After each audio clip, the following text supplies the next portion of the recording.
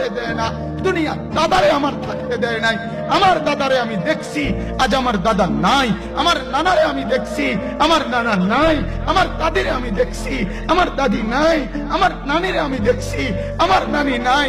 আমার বাবারে আমি দেখছি, 14 লক্ষ টাকা বাবার পেনশনের আমি সব ডাক্তারের পিছনে খরচ করে ফেলছি, বাড়ির ফসলের জমি বিক্রি করে ফেলছি।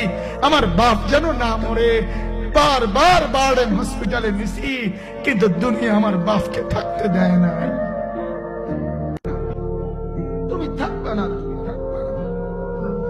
দুনিয়ার ধোকায় পড়ো না বাপ, দুনিয়ার ধোকায় পড়ো না।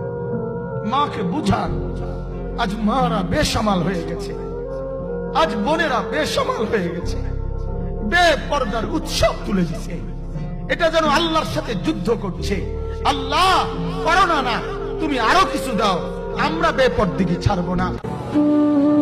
ঈদের দিনও সকালবেলা, আমি ঈদের দিন আজ ঈদ ফজরের নামাজ পড়ে আমি টেইলারের দোকানে দাঁড়ায় ছিলাম।